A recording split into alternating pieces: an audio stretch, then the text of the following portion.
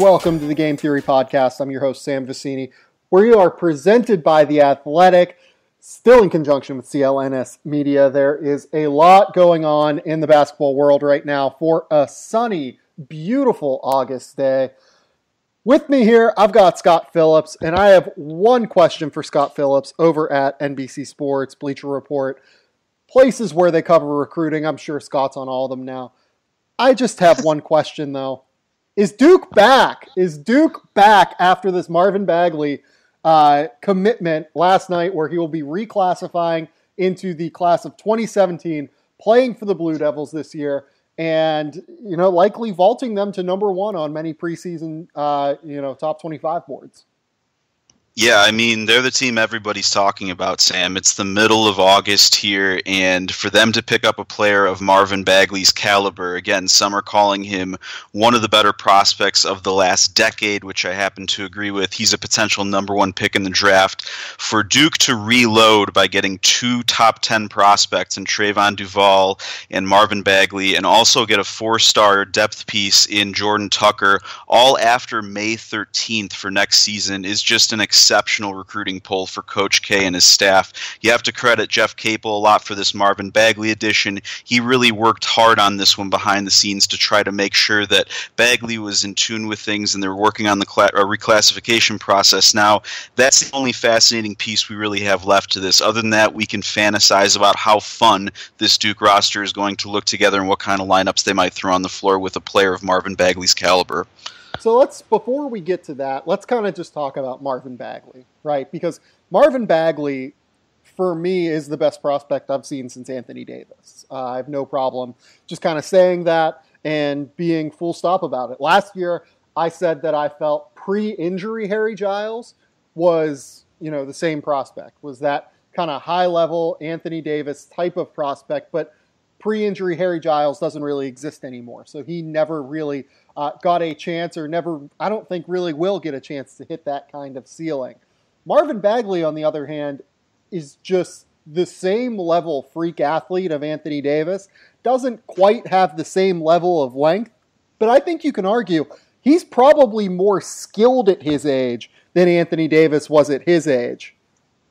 Yeah, I mean, you could certainly argue that, Sam, and I think that another thing that people need to point out is that Marvin Bagley is just a lot stronger. It took Anthony Davis a couple years to really put on weight. I watched him quite a bit from his rise through the ranks that summer before his senior season, then his senior season at Perspectives, before moving on to Kentucky, and he was rail thin at the high school level compared to what Marvin Bagley is. Now, Bagley certainly needs to add weight if we're talking about him playing at the NBA level, but I think that the explosiveness, the fluidity, what he can do athletically, and what he does with the ball in his hands handling it is what really separates him from a guy like Anthony Davis. I mean, the way that he can just rebound and push tempo, and the long strides that it creates, and the fact that he's also a left-hander just makes it so difficult to stop him when he has a full head of steam. You don't want to make comparisons to Ben Simmons in terms of the skill level, but look for him to try to do some things like that, pushing off of a break this year and just making plays for others. He has some fascinating things he can do with the ball in his hands.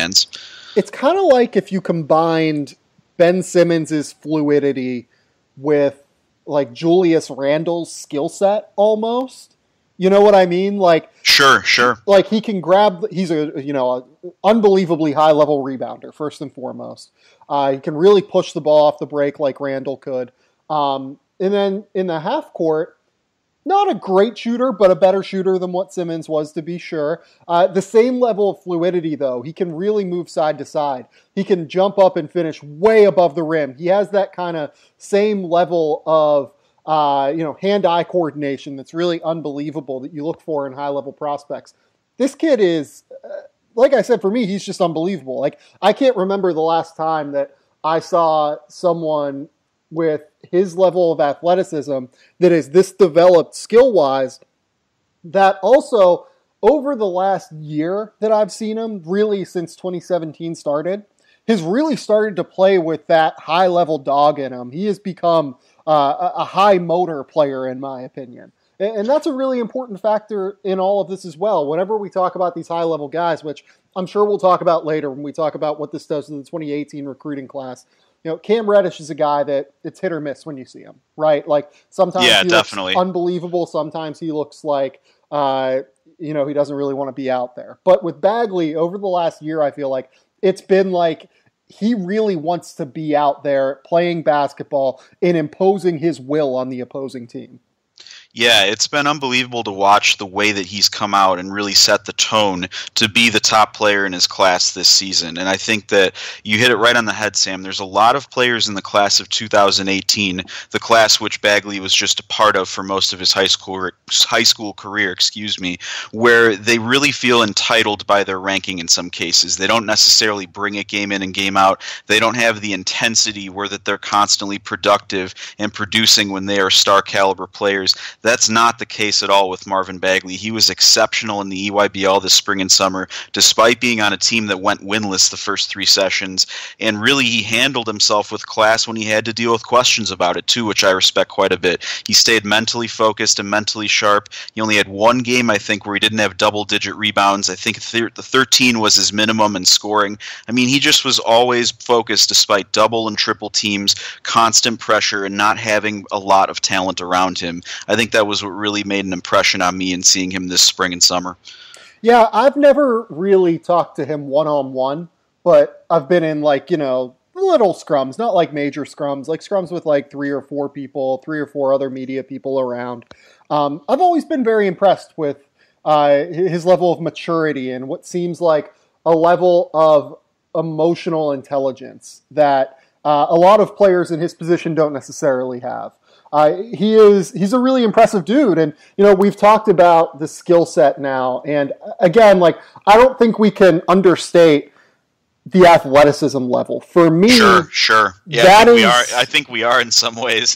Right. We've talked about everything else, but the athleticism level is really what separates him from other players. This is a guy that is not only incredibly explosive vertically. He can throw up, massive dunks, but he's very fluid. He has great body control. He is very good side to side. He has incredible lateral quickness.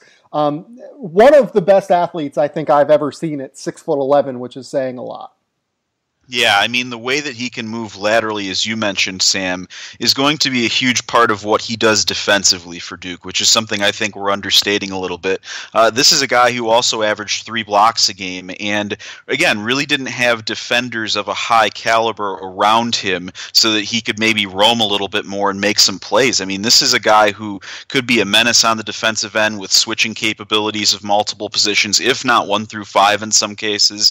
And really, he's the type of guy who I'm fascinated to see what his defensive upside is, especially playing with some guys now that are really capable of digging in and at least being adequate on the ball defenders around him.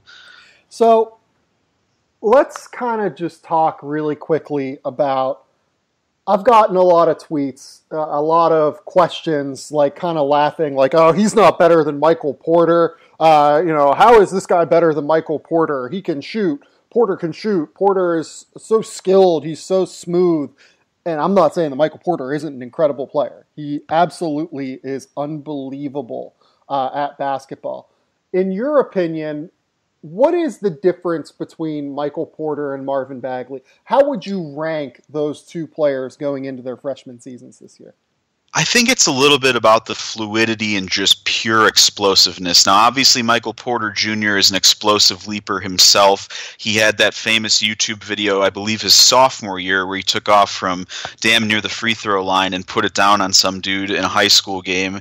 And, he's not as fluid and as graceful as Bagley is. And Bagley just has more natural mass to him in terms of just the way that he can move and the way that he glides. That when Bagley's able to push and the strides that he takes when he's got a full head of steam is just second to none. It's really tough to describe. And again, because he's left-handed, it makes it that much more difficult if you're a big man or you're somebody trying to defend him when he's got that full head of steam going towards the rim. Porter also a very good finisher in traffic at times, but he did have some issues with that over the course of career. People would question his toughness at times. Obviously, he's gained a lot more skill on the perimeter than Bagley has in terms of his three-pointer, his pull-up, things like that. He's really tough to defend. One of those jumbo types of wings we've started to see over the year. with guys like Brandon Ingram who just shoot over the top of smaller guys. But really with Bagley, I think he's just such an elite level skill guy at multiple things that you need now in modern basketball.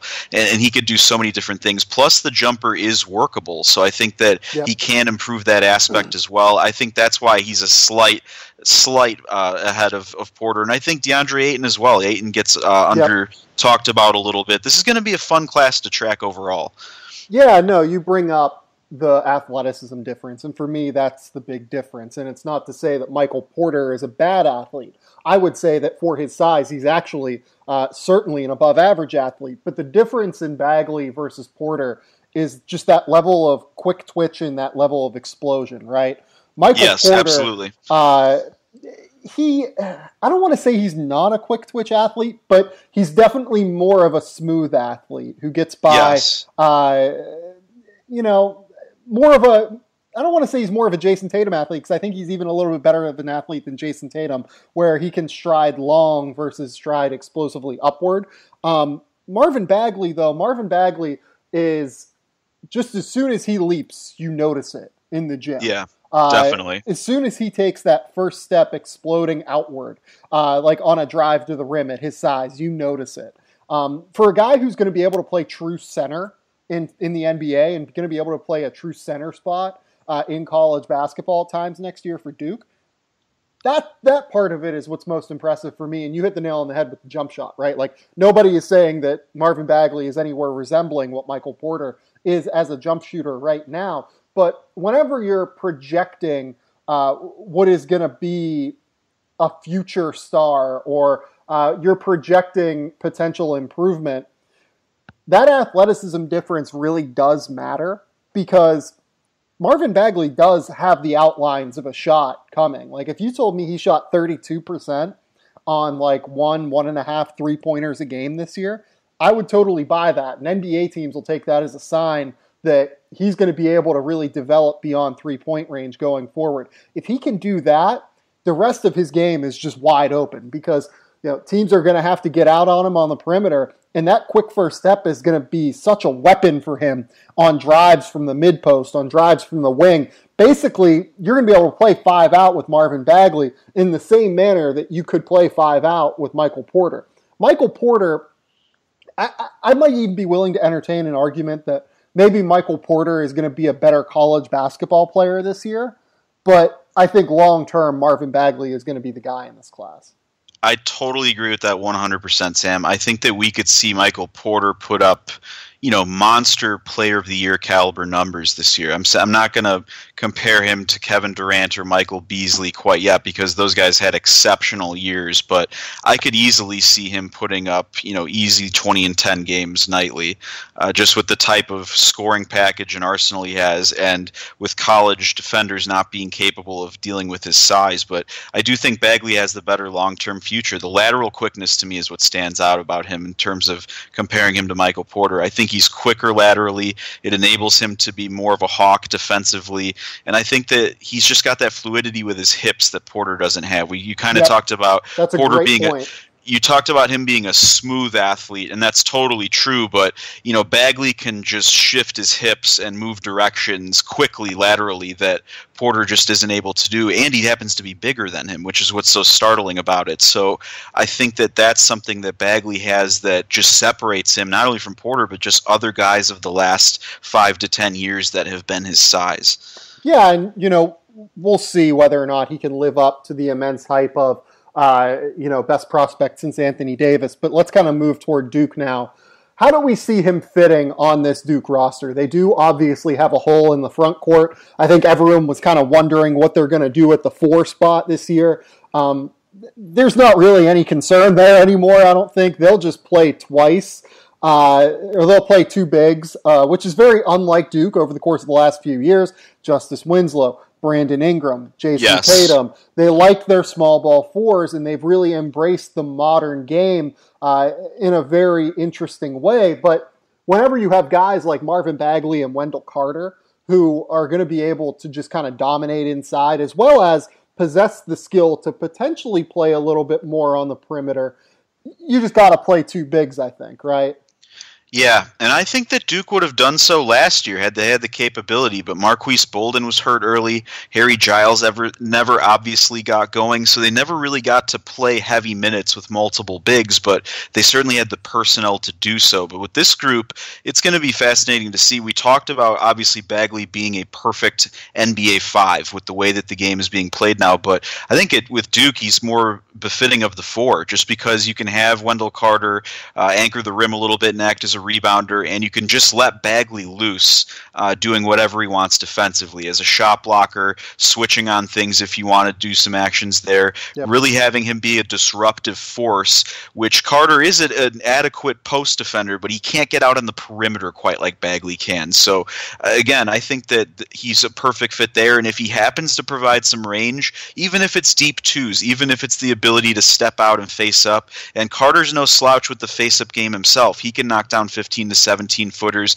and has showed range out to three-point range before. I'm kind of interested to see what the spacing is going to be for the offense, but I think Bagley, at least defensively, should be the kind of guy that is allowed to let loose a little bit. Yeah, and another kind of aspect of this is we didn't talk about this at the top, but I've been impressed with what I've seen of Marvin Bagley with his open floor passing. I don't necessarily know that it's going to translate in the half court immediately. I'm not saying it won't. I'm not saying it will. I just don't think we've seen that quite enough yet from him. But he does have impressive vision for a player of his size. And Wendell Carter can also pass a little bit as well. So that's a good point. I think that they could do some really interesting high-low stuff where you're surrounded by guys like Trayvon Duval and Gary Trent, and obviously Grayson Allen, Alex O'Connell, Jordan Tucker, guys who can really shoot it outside of Duval, and just kind of let those two go to work in the high post and high-low actions. Yeah, and I mean, can you imagine how many lobs that Bagley is capable of receiving from guys like Duval and Allen, who are going to break guys off the dribble consistently? I mean, this Duke team has 5 guys on the floor with a hypothetical Trayvon Duval, Grayson Allen, Gary Trent, Marvin Bagley, Wendell Carter that can really score and have been go-to scorers in their careers at various places. So the aggressiveness that this team can go with offensively, playing in constant attack mode, drawing fouls, getting into the bonus quickly, wearing teams down inside is going to be really interesting to see, because they might not have the spacing, but they're still going to have ways to generate offense just off of the way they do other things. They have so much talent on the floor. Yeah, their talent on the floor really is unbelievable, and I think the ability to create shots often gets underrated by, this idea of efficiency, right? It's still incredibly important to just be able to create offense. And having 5 guys on the floor who can legitimately create offense at the college level is going to be very valuable. Now, all of these guys have to buy into their roles. I don't know that we really have any sort of, for sure inkling that they're going to do that yet. Coach K is obviously very good at getting guys to buy into their roles, but we just don't know that it's going to happen yet. I think that is the place where this Duke team could end up falling short of expectations. Other than Jordan Tucker, Alex O'Connell, maybe even like Javon DeLaurier if he plays a little bit. Like, they don't really have a lot of guys that were coming in expecting to be role players. Trayvon Duval, Grayson Allen, Gary Trent, Wendell Carter, Marquise Bolden even, now obviously Marvin Bagley. These guys all came in expecting to be superstar level college basketball players. It's going to take some time, I think, for everyone to kind of readjust their expectation level and kind of fit into place on an actual college basketball roster. Yeah, it's there's going to be a lot of egos that have to be held in check early on. As you kind of alluded to, a lot of go-to guys.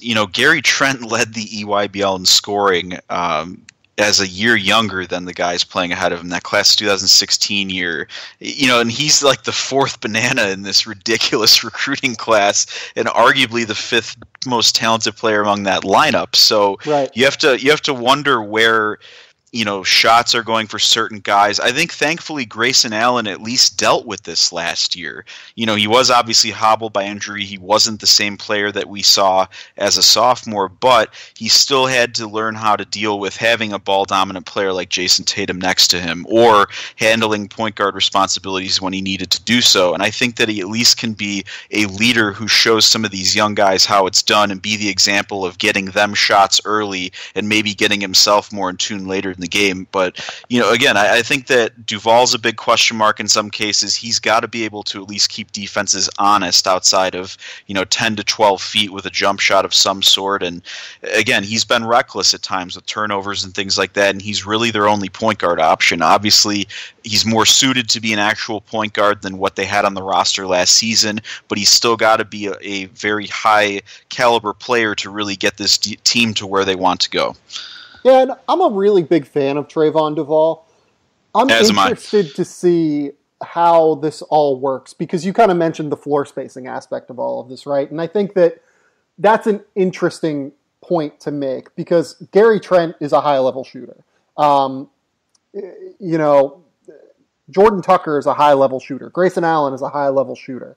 Marvin Bagley and Wendell Carter, I would argue that for their position, assuming you call them fives, they're high-level shooters, but one of them's going to have to play the four, which kind of throws all of this off, right? Yes, definitely. So, Alex O'Connell as well, who's kind of like an unsung, like kind of forgotten piece of this recruiting class. Sure, absolutely. Many people had as like a top 60, top 70 recruit. He is also a high-level shooter. Maybe the best shooter on this roster, you could probably argue, right? Just in terms of pure knocking down shots. Definitely. I'm going to be interested to see how they form rosters, or how they form lineups, because one idea that I had kind of coming into the year before they got Bagley, given that they had just essentially Wendell Carter, Javin DeLaurier, and Marquise Bolden in the front court, and that's really it. I was kind of interested in the idea of playing Gary Trent at the 4. And yes, that's a good idea. And just kind of letting him eat, because he is tough, he's physical, he's willing to bang inside. He is actually like a good shooter. You could play him in a similar role to how Xavier plays Trayvon Blewett, in my opinion. Whether or not he's physically ready for that, I think he's something like 215 pounds versus Blewett, who's like already 230 pounds, like able to deal with contact, able to rebound. I don't necessarily know that Trent's going to be able to do that stuff as a freshman, but for me, that was an interesting lineup construction because of Trent's toughness and because of his ability to kind of stretch the floor and hopefully provide a little bit of defensive ability. I mean, he has to want to defend, obviously, but like he at least is tough and physical enough at 6'5", 6'6" to be able to do it. Yeah, and he's got a post pedigree with who his father is and how he was trained. He actually has a very developed mid-post game overall. I love the way that he can meticulously break down an opponent by just getting the ball, sizing him up, and going to work, regardless of his size or what he's going against. He just has a very methodical way that he goes about his business scoring. He can score off the catch. He can score in a variety of ways in the post. And again, I think the defensive thing would have been a big question mark, as you said, Sam. Rebounding a little bit as well, you might be giving up, because Trent's never been a particularly strong rebounder against size. But I think that defensively, at least with USA basketball circumstances, he always showed that he was committed. Maybe at times with Howard Pulley, he wasn't as committed defensively, maybe because he had to score so often. He didn't have to score as much with USA, but I think he can at least be an intense enough defender who will figure out that he needs to get stops in order to stay on the floor, because there are going to be other guys, if they're shooting the ball well, as you mentioned, O'Connell, Tucker, who can easily be plugged in as the fifth guy among the other four guys if someone like Trent is getting blown by defensively, or someone like Duval isn't picking things up with turnovers. Duke can interchange some things and at least put Grayson Allen at the 1 for some times. And again, the lineup breakdowns and how they're going to do things is going to be one of the very fascinating parts about this team. Yeah, and like one guy that I feel kind of bad for is Marquise Bolden. he was just not good last year. Like, let's just kind of call it what it was, right? Yeah, like, and he started hurt as well, so he was kind of playing catch up. But no, he never seemed to figure stuff out. He was bad. Yeah, and I've always kind of thought he was an overrated prospect. Like some people had him as like a top 10 pick going into last year.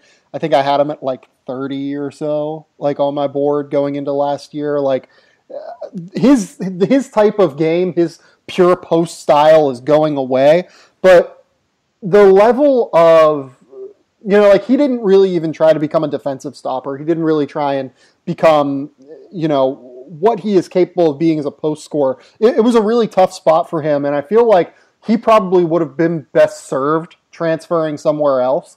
And now that Marvin Bagley is there, and I know that Bolden kind of, there was reports out there that he considered transferring, and there was even a report out there at one point that I thought like TCU was involved. Whether or not that's all true, who knows? That's all alleged facts. But you have to think that like that was probably a better case scenario than being stuck behind Marvin Bagley and Wendell Carter and, whatever lineups Duke uses as small lineups.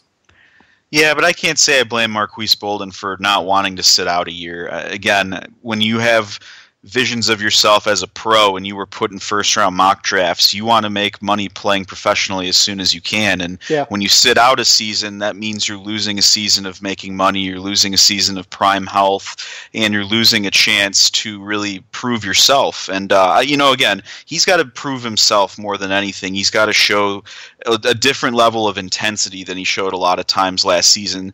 But really, I think you said it perfectly, Sam, when you said that he's kind of an older generation guy. When we were at the Nike Hoop Summit, I thought that of the bigs, he was the one that had the most trouble defending in high ball screen situations, and he just had difficulties with certain things laterally that other bigs like Jared Allen were much better at, just in terms of hedging screens and being put out in space and using your feet and shifting and things like that. But yeah, he's got to be better as a rim protector and just as a rebounder. Just do the things you're supposed to do to begin with, and playing time and things will take care of itself. Maybe he's not the top 10 caliber pick that some thought, but he still has a very bright future if he figures out who he is and how to play, because I think he has a 7'5" wingspan, a good standing reach. He still has some tools and some things to work with that other people would crave and love to work with. So I think that he's just got to show the intensity that he didn't last year, and that's a huge part of it.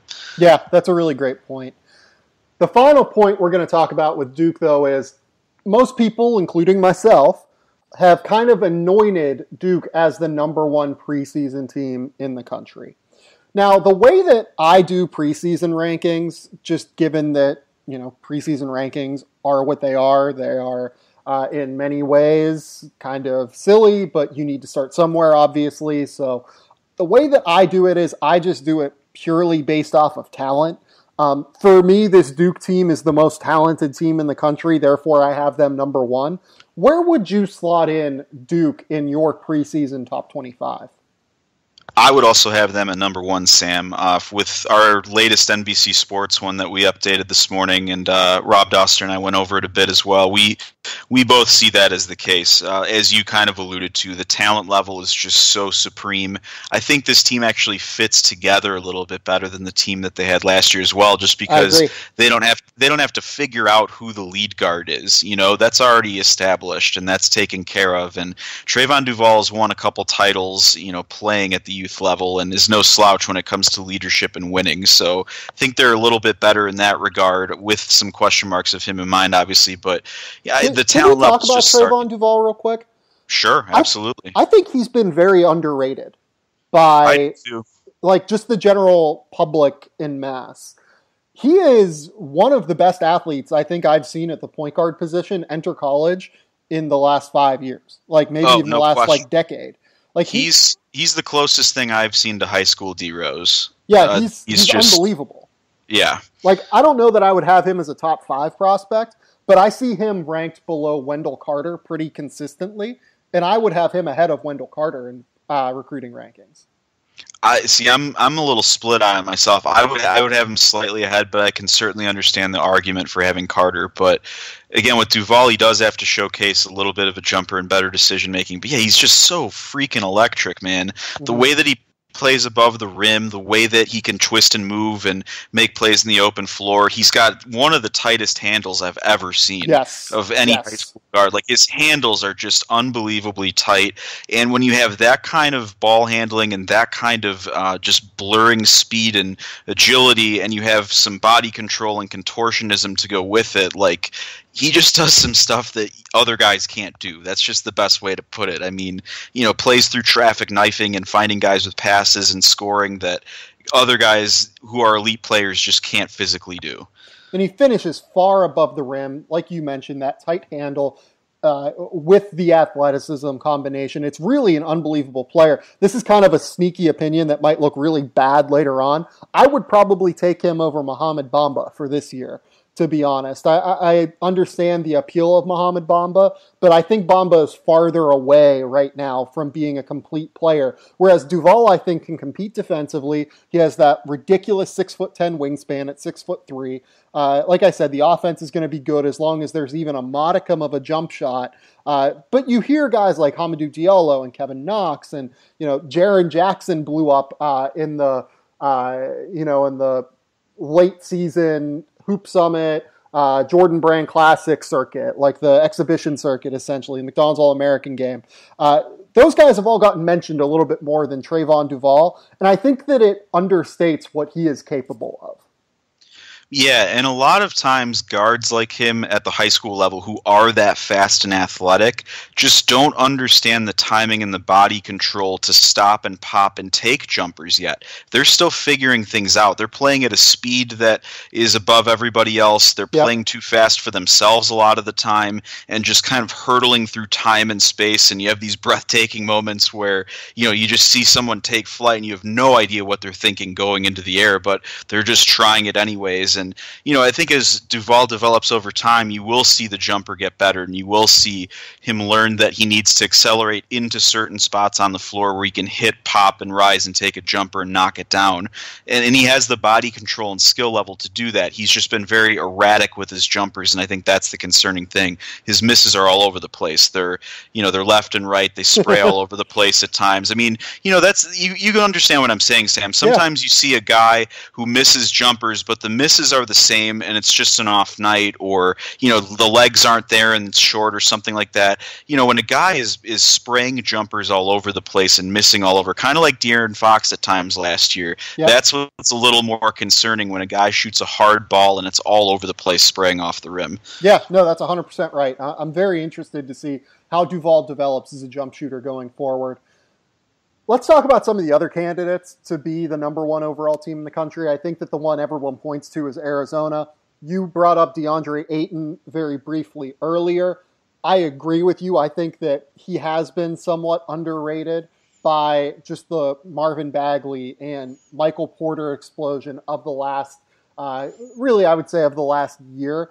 DeAndre Ayton up until what I would say maybe November, December of last year, it seemed like, was the very clear consensus number one player in this class. And he was for years upon years building up to it. The problem was with Ayton that you never knew which Ayton you were going to get on which night. And when he was willing to exert his will inside, there's really no player that can kind of make the impact that he does. DeAndre Ayton is like if you built a basketball player in a lab and said, give me these specific dimensions for the perfect basketball player.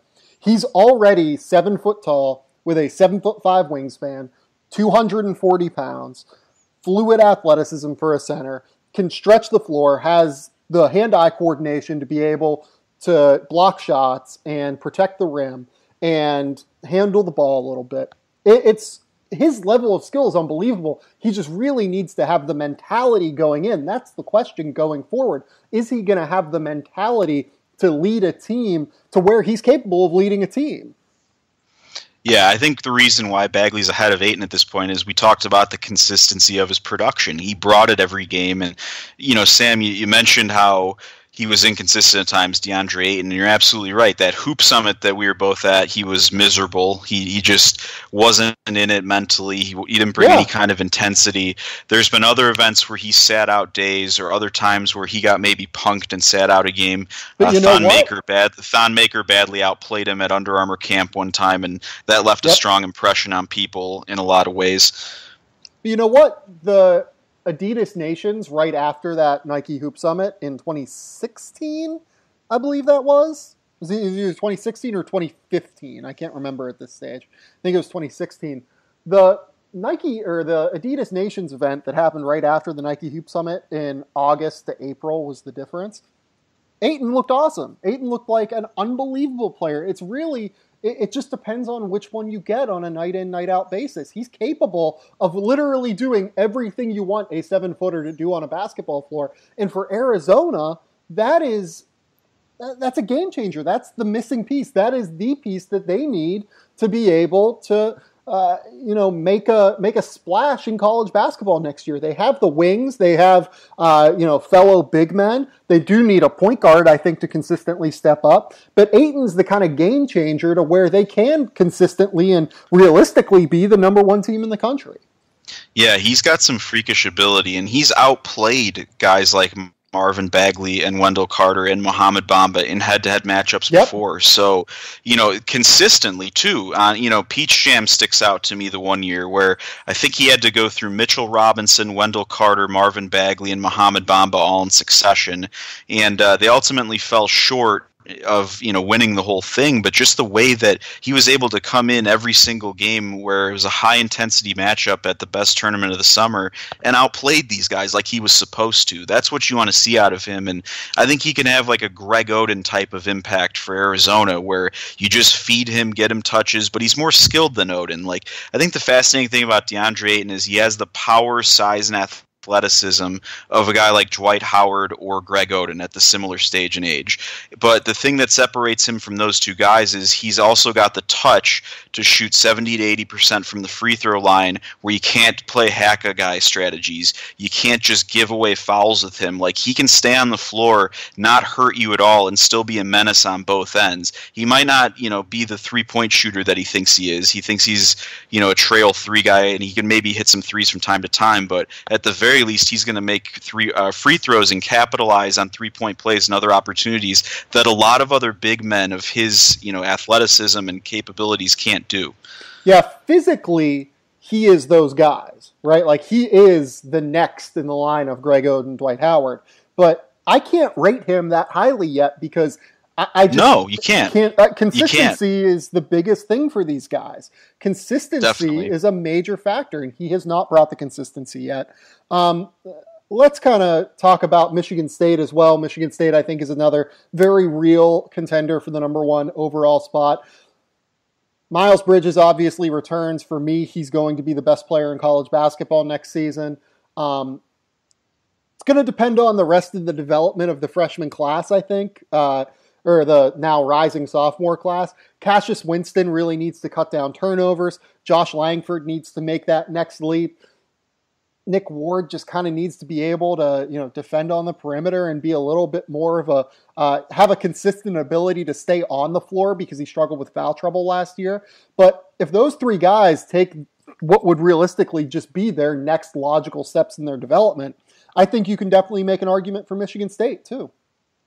Yeah, and they're going to be energized by the fact that Miles Bridges came back to school and that they are a national title contender. That's going to make them work that much harder this offseason. And again, I think they have a continuity aspect that these other teams don't have that makes me a little more comfortable putting them maybe at, in a top 5 position than some of these other teams. Like Miles Bridges, Josh Langford, Cassius Winston, these guys have been familiar with each other and committed to Michigan State for a while. So so now that they've built these relationships and they know each other's games and patterns, Nick Ward included, and they add a guy like Jaren Jackson, who's a floor-spacing big man and who could be a lottery pick himself, I mean, that's a pretty frightening team right there. And they had a lot of luck getting a lot of bigs back who got, either 6th years of eligibility or, something to that effect, who are veteran guys who off the bench provide a depth that not a lot of teams have in the front court this year. I really like this Michigan State team quite a bit. Do you think there are any other contenders for the number 1 overall spot?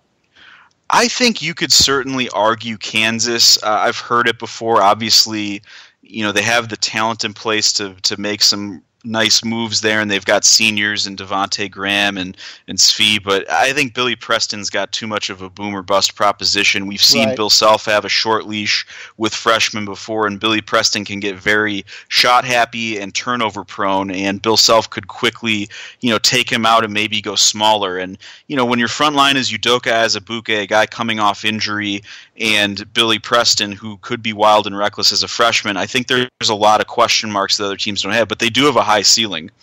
Yeah, I'm a big fan of Villanova as well. I think probably more on that Kansas level than on the top 3 level. They would probably be my number 4 team, to be honest. Jalen Brunson returns. I've mentioned this before, I believe in written form, but Jalen Brunson, if you look at his Big East numbers last year, he averaged like 18 or 17 points a game on a 67% true shooting percentage while dishing out 5 assists a game. He was arguably better than Josh Hart during Big East play last year.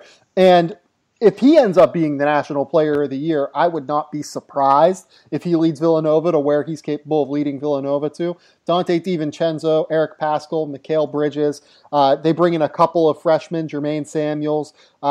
Is it Damir Cosby Roundtree, I believe is his name? I just remember seeing him at Pangos one year and being impressed with his leaping ability and the athleticism level, the difference in ability that he's going to bring Villanova, just with leaping ability and the ability to switch different things in their scheme. They do have a lot of guys that I think can really make them the favorite in the Big East. I'm a big fan of Villanova. I think that Dante DiVincenzo has a chance to make a big leap this year. Yep. And the thing I really like is they'll have a guy in the middle in Omari Spellman who can really be a go-to guy who you throw down and you get fouls and you get buckets from. They really missed that from Daniel Ochefu graduating. And Darrell Reynolds was a serviceable, solid player, but he wasn't the type of guy that could generate offense of any kind besides putbacks and, maybe a couple, flashes running to the rim and things like that. But again, Omari Spellman, you can get the ball down to him in the post and he can make plays scoring the ball. And Jalen Brunson is smart enough as a point guard to understand when he will have mismatches and see the angles that he needs to throw it to him in order to get easy buckets. That team has a lot of upside. I really think, Phil Booth being healthy is a big part of it. Getting guys like Cosby, Roundtree, and Samuels to play off the bench are solid. But, Jay Wright always has his guys prepared, and he always seems to have 1 or 2 guys like DiVincenzo last year who step up out of nowhere and become solid contributors. So I wouldn't sleep on that team by any means, and I think they definitely are the favorite in the Big East. Last thing I want to talk to you about, Scott, let's move to that 2018 high school recruiting class. R.J. Barrett's very clearly the number 1 player there right now. I believe so, yes. Yeah, I have him as a very clear number 1. 6'6" wing. Obviously can get to the rim with reckless abandon. He's very shifty, very creative, a great finisher inside. Really one of the best shot creators at his age that I can remember watching at that level. Yeah, and the way that he just sliced apart the USA U19 team this year and helping Canada to a gold medal in that event was huge. Again, a huge moment for Canada basketball and for Barrett personally, too, because he really took over a huge moment for that team in a team that had less talent and won them a game and helped them win a gold medal. And so, he's done some things that other guys haven't done. And again, you talk about actually producing and actually winning things and valuing, competition and who they're facing and who they're beating. And RJ Barrett's done that this summer. So I think that number 2 is where it gets a bit more open. I personally go away from who the consensus number 2 guy is. Do you have Zion Williamson at number 2? I have Bol personally. It's a little bit risky because he has shown some lapses of consistency, but I think that just the things that he can do at his size and skill level is some things we haven't seen in terms of shooting 50% from three-point range and, having the ability to shoot from the free throw line and swat shots. And he just does some scary stuff, and his production in the EYBL this spring was startling. Yeah, I have him at like 5 or 6, to be honest. I really worry about, as he moves up in levels, if the slow twitch athleticism is really going to catch up to him. Because that's a fair point. It's a fair point. He really does. He's very, very methodical, and he is obviously a great shot blocker inside, but I worry that teams are just going to be able to beat him down the floor and really kind of make it difficult for him to make the impact that he's capable of. I actually have a guy, Simi Shitu, just an unbelievable athlete. He's versatile. He can really pass it. He can handle the ball at 6'8", 6'9". He's a face-up 4. He does need to work on the jump shot, but I like guys that are very switchable, that have that he's kind of a point forward. And I really like the fact that I know he's going to be able to make an impact on a night-in, night-out basis. I have him at number 5 on my board. I have Zion Williamson at number 4. I think that's probably a bit of a controversial opinion almost, but the skill level with him really scares me. He is an unbelievable level athlete, and I love the fact that he plays hard every fucking night. I mean, that guy just goes after you every single game, and that's terrific. But for me, it's really about the skill level. I worry if he's a good enough ball handler in the half court, and I really am worried about the jump shot going forward for a guy who's 6'7", 240 pounds. I kind of am envisioning him as like a 6'7" center right now. Like, that's where I think his skill level is. Yeah, I think that my thing with Bol, and your argument with him is very sound, except for the fact that I think that he can nail 28-foot jumpers and get back on defense just fine. But besides, you know what? Like, if he's going to knock down those 3-pointers from 25 feet, it's a lot shorter of a route to get back defensively. It really is. That's my only argument. But I guess I would just say I'm really not that high in this class. I really cannot stand this group of players in terms of their entitlement, the way that their mentality carried over game in, game out. It is part of the reason why a guy like Zion Williamson is up in the top 5, because his motor and his intensity enables him to be consistently productive, where he won MVP of NBA Top 100 Camp and Elite 100 last year. He was one of the consistent producers in the Adidas Gauntlet this year when he was healthy, and I think that says a lot, especially when, again, the spotlight has been on him and teams have been geared up to stop him. But he is limited in terms of his upside because he's playing against high school dudes and he's not playing against other grown men right now, and the skill level eventually all falls into line, and you have to be able to do other things besides play bully ball when everyone else is the same size as you at the pro level. Yeah, that's what scares me about him. The guy that I have Romeo Langford at number 3. I am still a really big fan of his game. Like, I think he can just really create shots and he can really, really shoot the ball, and that has value to me. Like, I know that we talk about efficiency and we talk about X, Y, and Z, but, the fact that he can create, and I think the fact that he is going to be able to score when he gets open shots is really, really valuable. Yeah, I'm split on Romeo Langford. I've seen him go for 40, and then I've seen him, be held in check way too many times by inferior opponents. Again, it's just there's a level of consistency that hasn't been there, especially, this past spring and summer, where it makes you question, why is he still in the top 5 if he's not bringing it game in and game out? And obviously he dealt with some injuries, but even when he went over for, the U19 team, he didn't show a lot of flashes. Cam Reddish was significantly better. Emmanuel Quickley was better than him. I think that there are some concerns with Romeo Langford, but there are the flashes, like you mentioned, Sam, where he goes for 40 a night, and he scores in every way possible, and he's creating and scoring at 3 different levels, and he's a really gifted passer, and he's patient too. He doesn't force the game too much, which I respect about him. Sometimes, he can get forced to take shots, and I think that's out of his comfort zone. I'd like to see him with other talent around him and see how he goes with that, but yeah, I just want to see more consistency with Romeo Langford with what he's doing game in and game out. Yeah, I think that's a really great point. And the guy that I have at number 2 is basically the king of this, because when you watch Cameron Reddish play, oh man, same thing.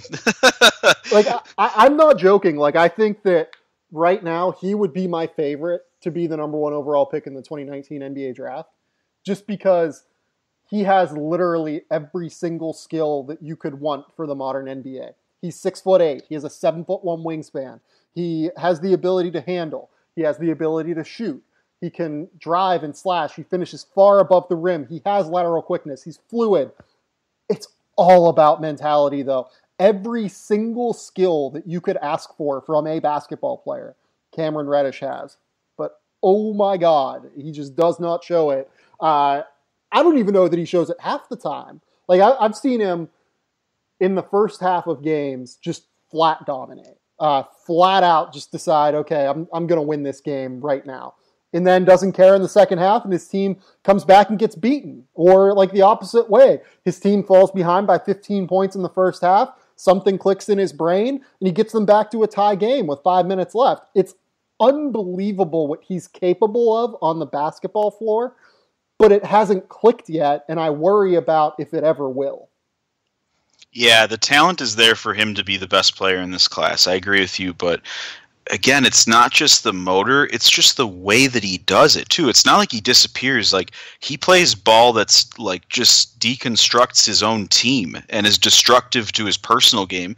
I'm talking like, he'll pull up from 25 feet like 4 or 5 possessions in a row, and he's got a teammate in Lewis King who's a top 15 talent himself, and his team didn't perform up to expectations. He was woefully inefficient. There were games that I saw where he just didn't show up at all and could not care less, and that was very concerning for me. Again, we talk about these guys that just came into this NBA draft, this last one, this class of 2016 for high school that just was drafted into this NBA draft. And what made them so special was that year in Vegas 2 summers ago, those guys just went to war with each other every single game, even though they didn't have major, league championships to play for or anything like that.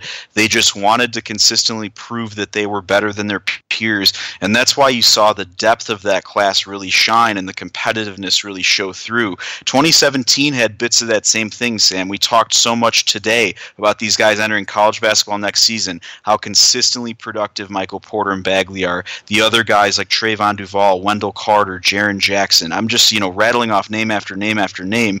And with this 2018 class, we're already getting, major question marks about guys we have as high as number 2 and number 3. Yeah. That's what's really concerning about this class. There's no depth. There's no competitive nature. There's no guy that wants to be the number 1 guy. It feels like RJ Barrett just took it by default. I want to see these guys step up more, because really it was a kind of a disappointing spring and summer for this senior group. I agree with that. I will point out that I agree with you. There's not a ton of depth in the top 10 of the 2018 group. I do actually like the depth of, the 50 to 100 kid. Yeah, definitely. I think there actually are quite a few kids in that range that are going to be awesome college basketball players and could potentially get up to the NBA level. Yeah, and there's a lot of point guards, too. There's a great depth of point guards for this class, different types as well. You have Trey Jones and Manuel Quickley, who are very different. You have Quentin Grimes, who's an attack mode guy. You have guys like Ayo Dosunmu, who are great scorers. Like, there's a lot of lead guards that are really intriguing, which should make college basketball a lot better. College basketball is always at its best when the guys who have the ball in their hands are the most talented, and that's obviously going to be the case with this 2018 group, where we're going to see a lot of lead guards who can go and get buckets and make plays. Scott, thank you for coming on. Tell the people where they can find your work. Tell the people where they can follow you on social media. Tell the people all about what you've got going on in your life. So you can find my work on NBC Sports College Basketball Talk and Bleacher Report, as well as local high school coverage in Chicago, where I'm based out of, for CSN on television there as well. And follow me on Twitter at Phillips Hoops, PHILLIPS Hoops. So thanks for having me on, Sam. Appreciate it. Absolutely. Scott, thank you for coming on. This has been the Game Theory Podcast. We're presented by The Athletic and helped out by CLNS Media. We'll be back later this week. I might have another excellent recruiting guest on the show to talk a little bit more about Marvin Bagley, to talk a little bit more about what we saw in Las Vegas when we went out for the recruiting period in July, what we saw throughout the recruiting period for this 2018 recruiting class. Scott and I just did it at the end, but I think it's worth a little bit more of a full breakdown. Thank you all for listening. We will be back later this week, as I mentioned. But until next time, we will talk soon. Bye.